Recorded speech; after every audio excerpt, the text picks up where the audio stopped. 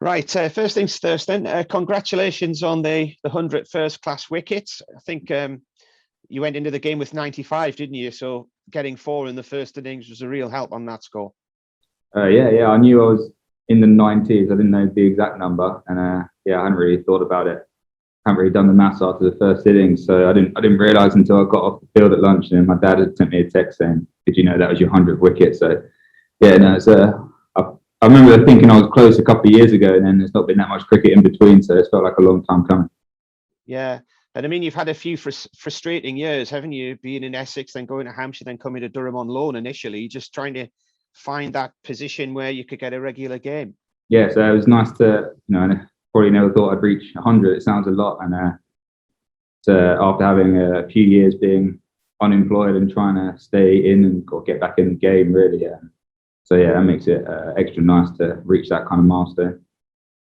The person who's obviously the cheerleader from a Durham point of view at the moment with the ball is Chris Rushworth, who's gone past the 500 mark.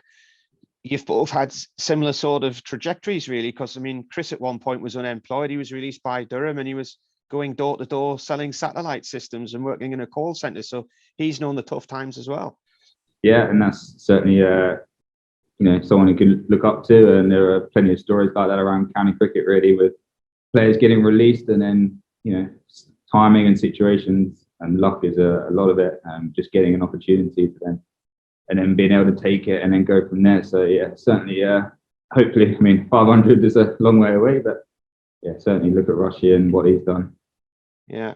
Now, this is your third season at Durham. It was obviously a strange year last year, but you must feel part of the furniture now. Yeah, just feel like a quite a long while I've been here now. So even then, lots changed and lots happened in that time. So yeah, just feel quite a long while ago that I first came up here, and yeah, kind of feels like home, really. Yeah, which is ironic because you're going home this week. Yeah, yeah. So it feels a very long time ago that I was last there. 2015, I left. So yeah, and I haven't played even against Essex or in Essex at all since then, really. So yeah, it'll be a strange feeling going back there. There's still a lot of the players there are still the same as when I left them. There are quite a few new ones, but they're still a lot of the same. So yeah, it'll be nice to go back. I think the last time Durham played them in a championship match was 2010. And I think this is the biggest gap they've had since they last played a team, because as Durham came down in 2016 and the start of 2017, Essex went up. So it's a massive gap. There are four survivors from that last game. And, since he played there, Chris Rush was released and came back to Durham. Scott Borthwick's been elsewhere.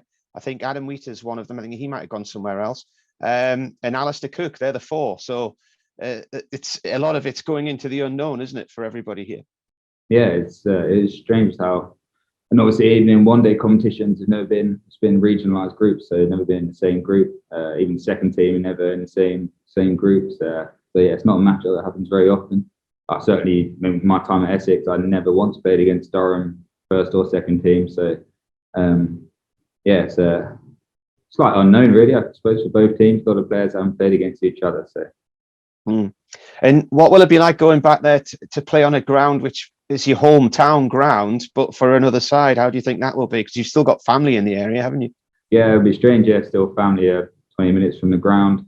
So I don't know if I'll be allowed to go and see them with the COVID restrictions. Probably not allowed out the hotel. So, but yeah, strange feeling. I played a bit of first team cricket there, but a ground that I used to go and watch a lot as a kid. Just going to watch county cricket. No, certainly a ground I liked going to watch. Always liked the feeling there. So yeah, it'll be a strange feeling. Familiar surrounding. I'm sure there are a lot of things that have changed around the ground. There was always building work going on when I was last there. So yeah, no, looking forward to it. And finally, on the back of the Nottinghamshire match, it was a hard game, wasn't it? It was very cold. The ball wasn't doing much for the bowlers. The pitch sort of flattened out and got a bit slow. But looking at the league table on Sunday night, you were actually the leaders of the group. Yeah, and it's a nice start. It was with a strong game. A much better start than we've had, say, the last few years. We've been sort of slow starters, so certainly a lot of encouraging signs.